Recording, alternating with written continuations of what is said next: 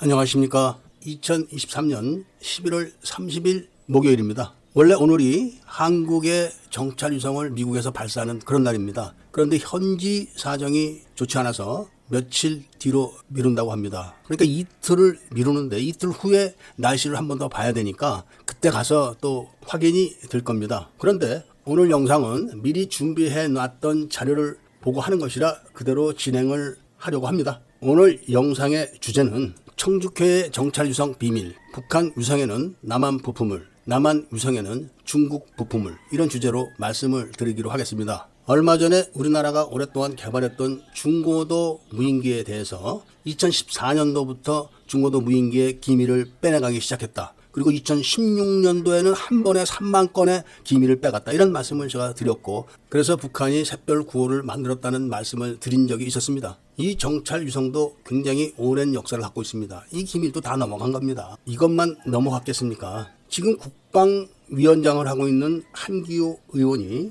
야당 시절에 지금 한국에서 만드는 정찰 위성의 저장 장치가 중국산이다, 이런 폭로를 국회에서 했었습니다. 그러니까 정찰 위성이 정찰을 한 내용을 저장 장치에다 저장을 해놓으면은 그 내용이 바로 통신을 이용해 가지고 기지국으로 전송이 되는 겁니다. 그런데 중국산 저장 장치이기 때문에 당연히 백도어가 있습니다. 여기에 대해서 군 당국은 그 당시에 인터넷이 연결 안 돼 있는데 무슨 상관이냐, 이렇게 강변을 했었습니다. 9.19 남북 군사회담 초안을 만들었던 서욱이가 육군참모총장 시절에 군 경계 과학화 사업이라고 해서 모든 초소에다가 중국산 카메라를 설치했습니다. 당연히 이 카메라에서 중국산 백도어와 머려가 발각되었고 그 IP가 북경인 것까지 확인이 됐습니다. 그런데도 인터넷이 연결 안 됐는데 무슨 상관이냐, 이렇게 해서 지금도 사용을 하고 있는데, 이때 무슨 일이 있었냐, 바로 고성 GP에서 탈북자가 다시 재월북을 했는데 그 탈북자가 바로 문재인이 난수 방송 날짜를 고치는 것을 지휘했던 간첩입니다. 그 간첩이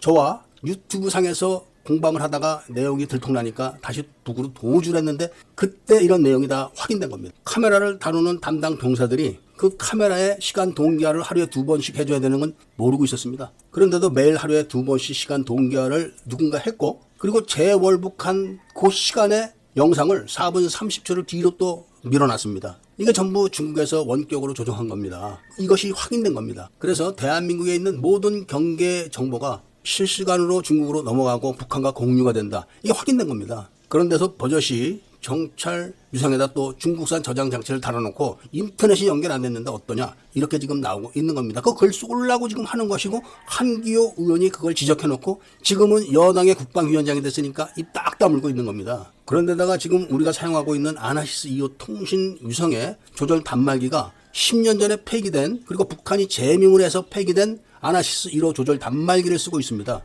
이것은 지금 아나시스 2호의 모든 주파수를 북한이 알고 있다는 겁니다. 이래서 벌어진 일이 최영함 사건입니다. 2022년 7월 5일날 어떤 일이 있었냐면은 최영함이 갑자기 통신이 두절된 겁니다. 3시간 40분 정도 두절됐는데, 일반적으로 잠수함이나 수상함 같은 경우는 30분만 통신이 두절되면은 격침으로 판정을 합니다. 그래서 난리가 났었는데 이때 최영함에서 계속 거짓말을 한 겁니다. 태풍이 불어서 제주 남서 해상으로 피신했다. 그런데 거기가 통신 위성의 음영지역이라 통신이 두절됐다, 이런 거였습니다. 그런데 나중에 확인해 보니까 제주 남서 해역에 있었던 게 아니라 흑산도 앞에 있었던 겁니다. 흑산도가 통신 위성 음영지역입니까? 그게 들통나니까 그 다음에는 뭐라고 그러냐면은 해군 작전 사령부에서 최영함에 있는 위성 전화번호를 몰라서 그랬다는 겁니다. 아니, 금세 통신 위성의 음영지역이라 통신이 안 돼서 그랬다고 하면서 다시 또 말하는 것은 통신 위성 전화의 전화번호를 몰라서 통신이 두절된 거다, 이렇게 이야기를 하면서 최영함의 통신 담당자의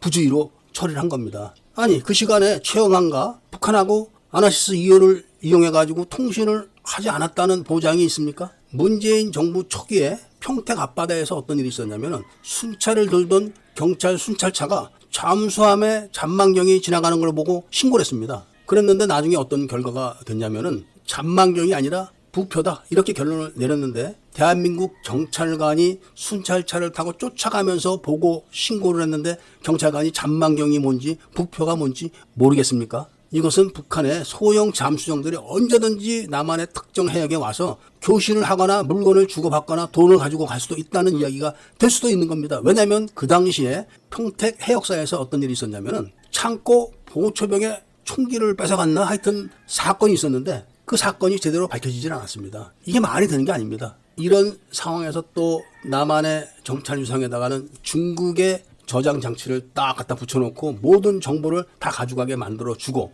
또 북한에서 쏘는 정찰 위성에는 남한의 부품을 다 사용하게 했다는 겁니다. 윤석열 대통령이 당선되고 북한이 자꾸 탄도탄을 쏘니까 윤석열 대통령이 특별 명령을 내린 겁니다. 우리도 대응 사격을 해라. 이렇게 해서 군대에서 대응 사격 훈련을 했는데 쏘는 미사일마다 다 자폭하거나 떨어져 버리고 공군에서 출격하던 F-16 전투기한대는 추락했습니다. 그런데 이 사건들이 조사가 됐냐? 아닙니다. 그냥 흐지부지 다 넘어간 겁니다. 그만큼 지금 군대는 청주회가 꽉 잡고 있는 겁니다. 그러니까 이 사실을 밝혀낸 한기호 의원이 국회에서 방방 뜨다가 여당이 되고 국방위원장이 되니까 이제는 뭐라고 합니까? 우리나라도 정찰위성을 발사하는 그런 시대가 됐다. 이렇게 지금 나가고 있는 겁니다. 그리고 모든 언론에서는 그런 북한의 정찰위성 한 기를 쏘아 올려서 제대로 됐는지 안 됐는지도 모르면서 위도와 경도가 각각 다른 미국의 워싱턴, 국방성, 괌 이런 데를 실시간으로 지금 촬영했다고 떠들어대는 겁니다.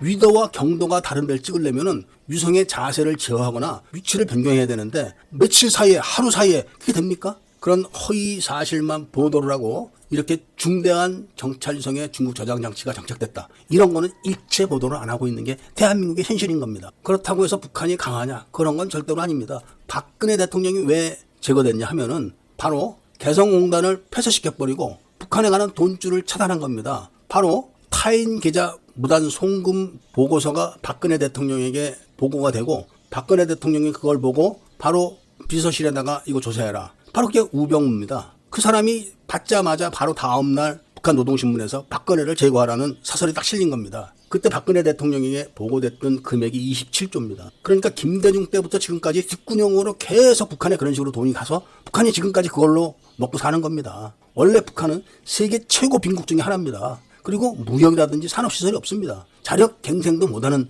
그런 나라인데 북한이 어떻게 매일 선진국처럼 미사일을 쏘고 위성을 쏘고 하겠습니까? 이것은 바로 대한민국에서 벌어들인 국부를 대한민국 국민들에게 나눠주지 않고 그거를 숨기고 다 북한으로 보내서 대한민국 사람들이 다 지금 거지가 되고 빚더미에 앉아서 곧 망하게 되는 겁니다. 그런데도 북한을 찬양하고 종북 언론들을 떠받들고 있는 이런 현실을 보면은 대한민국 사람들의 원래 본 모습과 수준을 알 수가 있는 겁니다. 그런데 그게 바로 한 줌의 공산주의자들에 의해서 그런 것이고 다수의 애국 세력들은 모르고 있는 겁니다. 숨기니까 속이고 하니까 모르는 거죠. 그래서 바로 코패스 정보 같은 채널에 많은 구독자가 생겨야 되는데 이거를 또 다 차단을 시키니까 이 영상을 보는 사람이 100명, 200명밖에 안 되는 겁니다. 그리고 구독자가 300명 수준에 머물고 있는 겁니다. 그래서 빨리빨리 구독을 많이 해달라는 부탁을 드리고 오늘 이야기를 들어주신 데 대해서는 감사드립니다.